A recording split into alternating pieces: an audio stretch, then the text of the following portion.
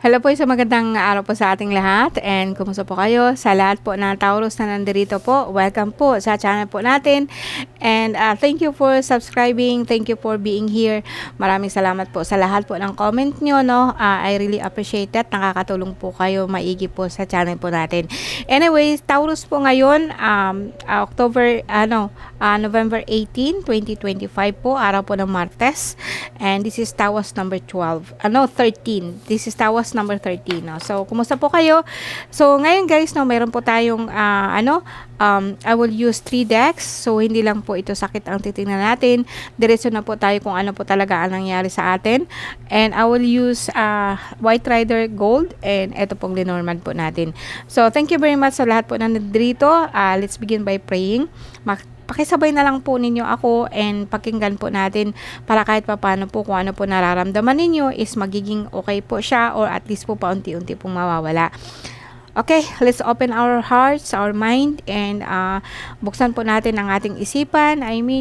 Puso, isipan, and ang ating pagmamahal sa ating Ama. And sabayan po ninyo ako. Iniibig ko ang aking Diyos, Diyos ng mga Diyos, Panginoon ng lahat ng Panginoon, makita at hindi makita, ng buong puso, buong pag-iisip at ng buong kaluluwa. Bigkis ko ang kabutihan ni Jesucristo at takip sa dibdib ang baluti ng pagkamatuwid. Taglay ko ang kalasag ng pananalig kay Kristo, bilang pamatay at panangga sa lahat ng nagliliyab na palaso ng mga masasama. Si Yahweh ay batong di matitibag, matibay kong muog at tagapagligtas. Ang Diyos ay sa akin nag-iingat, tagapagtanggol ko at aking kalasag. Ako'y kaawaan o mahal kong Diyos, sangayon sa iyong kagandahang loob. Mga kasalanan ko'y iyong pawiin, ayon din sa iyong pag-ibig sa akin.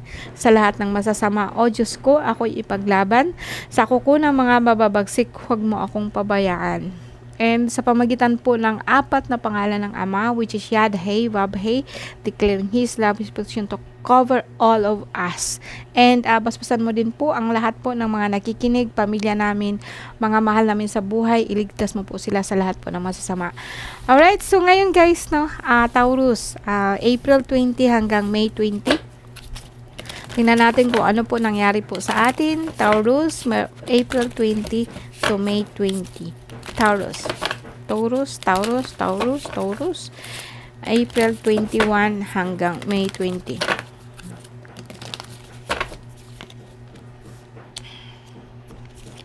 April 20.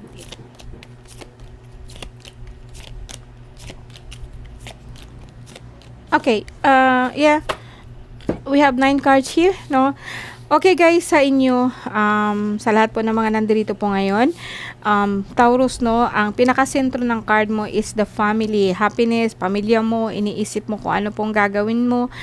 And sakit naman po, may nakita po akong rashes, medyo masakit po paan nyo, no, dito sa baba po natin. And kuminsan po parang lagi kang nagugutom, lower back mo masakit, no, lalo na dito sa may piga-piga, masakit po siya, no. Now, pagdating dito sa ano natin, emotionally, for Bisel, boredom, naboboard po kayo, no, parang kumbaga sa akin, kulang po yung ginagawa nyo, may hinihintay kayo, no, naboboard po kayo sa bahay, yes po, no. But more on, may nakita ako ditong 8 of Vows, no, half is family. Meron akong nakita po sa inyo na kaluluwa po, or pamilyang yumao ninyo na nandidiyan pa rin po sa inyo. Kuminsan po talaga is nagpaparamdam niya sa inyo, no, na nagugutom siya, nagaano siya, and like sabihin po natin na hindi magandang energy ito guys. Hindi na ito pamilya ninyo, no, nagbago na po talaga siya. Kaya po kung minsan wala ho kayong magagawa, like gusto ninyong magtrabaho, tinatamad kayo, parang gusto ninyong magsisikap, parang meron kayong plano na wawala ho lahat dahil po dito sa itong energy na to na sabihin po natin, yes, relatives, pero actually sa ngayon, iba na po siya, no. Kaya po kung minsan po talaga ang pamilya niyo lagi po nagugutom, no, parang pinipigilan po ninyo ang abundance, pinipigilan po niya ang grasya, no. kasi may something nga po, no, and kahit minsan kahit anong pagsisikap nyo, parang lagi ho kayong hikahos, parang lagi ho kayong kulang. And ito yung nangyari sa pamilya pa rin, the same thing kahit sa work, kahit anong work ninyo, dahil nga po dito sa matandang tono. Matandang energy na po ito guys, na nandyan po siya sa inyo lagi, nakaantabay, nakaano. And ang ano ko kasi sa kanya, wala na ho siya, no? Ang energy po niya is just like parang kung ano kasi yung ano niya noon, yan pa rin po ang inaano niya sa inyo. Yung para bang lagi kayong naghihirap, lagi kayong wala, no? Negative energy lang po ang nakikita ko sa inyo, guys. This is actually her, no? Kumbaga sa akin, lumabas po ito na pwedeng sabihin po natin na bruha, no? So, isang entity po ito na nabuhay ng pamilya niyo noon. At saka ngayon po talaga, siya din po, nagpipeste din siya sa inyo. Peste ito sa paningin ko. And kasi po, talaga pong inaano niya sa inyo yung kahirapan. O sa akin po, ang negative energy po ng kahirapan, it's like something, parang ano siya ba? Para siyang ano ba? Parang entity po na kumakain ng grasya. Tapos iniiwas po kayo doon. At parang ang grasya, let me rephrase that. Etong entity na to is like ginugulo niya isip niyo na hanggang dyan lang kayo, na hanggang walang grasya na parating, hinaharangan po niya. Kaya sa akin is a witch, actually bruha po talaga siya, na negative po ang dala niya, no, kahirapan. So tingnan natin sa card na to kung ano po mangyari, kung ano po nangyari talaga, kung lalabas pa rin po baga siya, no. And sa sakit po wala ho ako nakikita dito, no, para lang nahihirapan kayo financially. Taurus.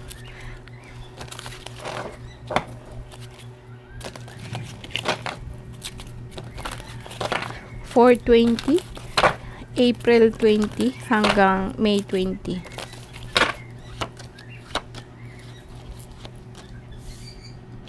Ano, alam nyo guys na gusto ninyong lumipat?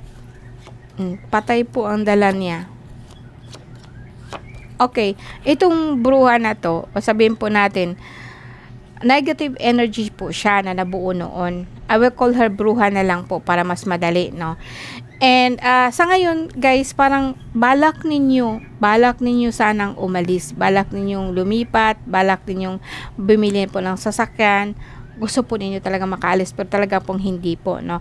And may nakita din po ako dito sa ano ninyo, guys, 10 of sword, 10 of wands, no? And kanina is 8. Pwedeng sabihin natin na patay to in the past. Walang namatay, walang mamamatay, patay na siya in the past, no? And ito yung nagbibigay siya sa inyo ng kahirapan talaga po rin po, nakikita mo. Parang hirap na hirap ka sa pamilya mo ba? Dahil po ito sa kaluluwa na ayaw po, bakit kasi, wag na kasi kayong mag-ano ng mga ano ba, ng kaluluwa ba na ano na, in the past na, hindi po siya talaga maganda. Pagdating po sa finances, talaga pong mahirapan po kayo, no? Kasi dito, kahit dito, lilipat po kayo, nakasunod pa rin siya. Or hindi talaga kayo makakalis kung nasaan ho kayo. Kahit po sa bahay nyo, kung halimbawa lilipat kayo ng ibang bahay, mahirap po kayo makakaalis doon. And pagdating dito naman po, ito kasing patay na to, gusto na ho niyang umalis kasi. Gusto niyang makaalis na siya, gusto niya itawid ninyo siya. And siguro nga po guys, no, baka po pagkatapos nitong video na to, lilista ko po dyan ang ritual po ng pampapaalis po ng mga yumao. Yung pagtawid po ba, no? Yung pagtawid po sa kanila po, kailangan natin silang itawid. Hindi sapat yun na sindihan mo sila ng kandila, pakainin mo. No. Pakainin mo sila, pero pagkatapos na talagang itawid mo, no? Itawid mo talaga siya. Kasi nga ang turo sa atin sa Katoliko, sindihan sila ng kandila. Hindi sapat yung kandila, itawid natin sila para po makapagpahinga sila, no? And then dito naman po, gusto mong umalis talaga po, or like uuwi po, no? May nakita po akong travel dito kasi nga parang hirap na ho kayo. Gusto ninyong baguhin yung life niyo. Gusto niyo mabago, pero paano yan? Ang bigat po ng pamilya, ang bigat po ng pakiramdam niyo, no? Etong guys na sinabi ko sa iyo kanina, wala ho yeah, pagdating sa sakit, yes, lagi masakit ang likod nyo, nahihilo kayo, di kayo nakakatulog ng maayos, no? Pero sa akin, hindi siya sakit talaga sakit po ito spiritually. May naaano po sa inyong espiritu po na nahihirapan. Kaya po, pahirap din po ang binigay niya sa inyo. No, kaya po actually kung ano po ang ikinamatay nito, kung ano po yung dahilan ng pagkamatay niya, ganun at ganun din po mangyayari nito, no? Talaga pong kumbaga sa akin talaga hong hirap na ito, no, at gusto na pong makalaya. So siguro abangan po ninyo ang video to kung hindi kayo makaka-reach sa akin. So sa mga tao naman po na gusto pong makausap ako, meron po ako diyan description. Nandyan po ang aking private number and makatawag po kayo sa akin yan. Kaso lang ho, gamit ho kayo ng Viber para makasend kayo ng picture, makasend po kayo ng photo. And sa ritual naman ho, pwedeng kayo ang gumawa or pwede po niyong ipagawa. Hindi sapat ng padasalan ninyo siya. Hindi sapat to. Gusto na talaga niyang makalaya. Gusto na niyang umalis, no? And I tell you guys, no, wala akong makikita ditong way out kasi ang sentro kasi ng card mo is 10 of Swords and 10 of Wands. Kumbaga sa akin, patay ito na talaga pong grabe po ang hinanakit niya, grabe po ang ano niya, and gustong-gusto na po talaga niyang makaalis. Okay? So wala po akong masasabi diyan, no, kundi yun lang po, no. And yeah, magkakaroon po tayo ng konting pagbabago kung sakasakali po. May mga video po akong ibibigay about dito sa ritual po ng ating mga yumao. Okay? And eto naman, tingnan natin sa Lenormand, no. Taurus, April 20 hanggang May 21. Taurus, no, sa lahat po ng tao na pinanganak under the zodiac sign, tingnan po natin ang inyong card. Lenormand po ang gamit ko na to. Okay, yeah. House.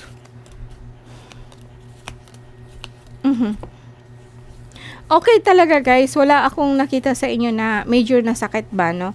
Although nahihirapan kayo financially, mahirapan po kayo makamove on dahil nga po the same po ang lumabas po dito, no? May mga sa bahay ninyo, may nakita din po akong orasyon. O sabihin po natin na librong nakatago, o sabihin po natin na hindi maganda, o sabihin po natin na orasyon ito, ha. And may pera ho kayo, hindi ibig sabihin na walang-wala talaga. Kaya lang sapat lang. Kung gusto niyo ng extra, kung gusto niyo talaga, halimbawa ngaya, may naipon po kayo, mawawala kaagad yung pera nyo. No, ito po sa bahay po, sa sinabi ko nga po, may kaluluwa po dito, no. Ito hirap na kasi siya, guys, no, nakikiusap siya sa inyo, no. And kung i-general ko kasi medyo mabigat, marami tayong tatamaan po na kaluluwa kapag i-general ko ito. So dapat po kung sino man po ang nandidiyan na nakikinig po, pwede ho kayong magpaano individual, no. As I said, kumuha ho kayo ng pwedeng magtawid kung marunong siya or talaga pong and kung pwede nga po is like, baka yes, gagawa po ako ng video about doon. And eto naman sa company mo, okay guys, no, talagang involved po ang kaluluwang ito kahit saan po ako paikot-ikot lang ho. Paikot-ikot lang ho yung card po natin. The same lang po talaga ang lumalabas. So, tingnan natin. Balik ako doon sa sa gold po natin, no. Tingnan natin kung ano po ang pwedeng gawin para po makausad po kayo.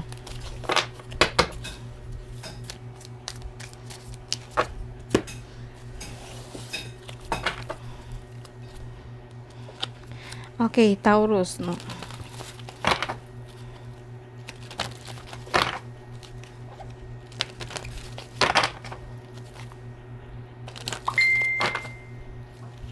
Ano ba ang pwedeng gawin?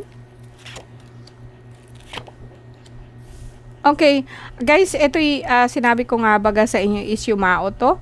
Meron pa nga akong dagdag dito na kung sino man po yun, guluho talaga ang bigay niya sa inyo. Kaya parang napakahirap po talaga makamove on. And ang gagawin po natin dito, yes, ritual, bata, no. Sinabayan ito ng sinabayan ho ito ng hindi maganda, no. Kasi sabihin po natin na kaluluwa, yung mga kaluluwa po na umaano po sa inyo, may nag-uutos po sa kanya. And ito'y malapit lang ho sa inyo. Pero kamag-anak lang po, no? Kamag-anak, relatives po ninyo na other way kung nasaan man kayo sa probinsya. Pwede din po ito na kapitbahay mo lang po, no? Hindi ko na siya masyadong anuhin guys kasi pagulo po yung card po natin. Balik po tayo doon kung paano po natin gagawin, no? So sa ngayon po, as I said, gusto po niyang bumalik pero more on pag sinabi ko kasi na aalisin ko siya, ayaw niya, no? Lumalaban po siya dito. Ayaw niya po talaga. Dahil nga po itong meron po siyang sakit, hinanakit sa inyo na kumbaga sa akin gusto niyang umalis pero gusto rin niyang bagang malaman ninyo, kausapin ninyo or malaman ninyo or kausapin ninyo kasi ayaw po niyang umalis hanggang hindi po nakaklaro yung hinanakit niya. Hindi ba niya maipapalabas yung hinanakit niya? Mabigat po kasi lagi ang pakiramdam niya, no? And pwedeng sabihin po natin kung nasan ka man ngayon, pwedeng nasa probinsya po siya kasi laging lumalabas po sa akin ang 4 of wands, no? And pinapauwi kayo pero not necessarily, no? Sa totoo lang guys, no, merong mga kaluluwa po na unfair ba kasi nung namatay po sila, hindi po nila na-clear yung meron siyang hinanakit sa inyo na bago siya namatay kaya dala-dala po niya yun. And ang energy na yun talaga is akala po natin mawawala pa siya, hindi po. At the time po na namatay siya, hinanakit niya, palaki ng palaki po yun. Kaya po siya na memorisyo sa inyo, no? So kung sino man, no, sa akin ang kaluluwa, itawid po natin yan. Kung talaga kung mananakit po siya, hindi po niya maintindihan. Pero sa akin, madali lang silang kausapin, tutuusin. Kaso lang, para ma-clear mo sa kanila ba, ipapaliwanag mo sa kanila. And since na ito yung napag-uusapan po natin, actually ang kaluluwa kasi, at the time po na namatay sila, kung ano po yung hinanakit nila, dala-dala po nila yon. I mean to say na kahit po magbalik po sa kanila ang kanilang malay, ang kanilang memory, nandyan pa rin po yung hinanakit nila sa inyo. Kaya sa atin po na buhay, nagkikling po sila. No? Kasi kailangan po nilang makalit go. Kailangan mo yun ma-let go. Now, kung sakasakali man, may ritual po dyan, kausapin mo sila, magaan po ang pakiramdam mo. Kung sakali man po, kung ano-ano man po ang nagawa nila, humingi ho kayo ng tawad. Kung hindi naman po, talagang pwersahan po ninyo siyang itatawid. Okay? Kung hindi naman po, let me talk to them. Hindi ko siya i-general kasi kung i-general ko siya, ang dami. Mabigat po sa akin yun. Pero pwede ho kayong mag-PM po dyan sa baba kung kailangan talaga, and magbibigay po ako ng advice kahit papano. So, pwedeng name and birthday po ninyo dyan sa baba po ng comment po kayo doon and tingnan ko. So, makabigbigay po ako sa inyo ng outline doon. Okay, so sa lahat po ng Virgo o Taurus po, sorry ha, sa Taurus po, no, Taurus nagkikling kasi yan sa inyo, kahit relatives ninyo o hindi, nagkikling po kasi sa inyo, kasi Taurus po kayo po ang makapagtawid po sa kanya, no, naglalapit sila sa inyo kasi sila po yung nakaangkla po sa lupa, nakaangkla po siya kung saan po sila nanggaling. And Taurus po is on the earth, so kung gusto mo silang itawid, so kailangan, pwede din ho kayong magtawid, no, mga Taurus, pwede ho kayong magtawid sa lahat po ng kaluluwa. Alright guys, maraming salamat po sa inyo. Let's close, no. I-close po natin ang ating panalangin at tawag po tayo o sabihin po natin na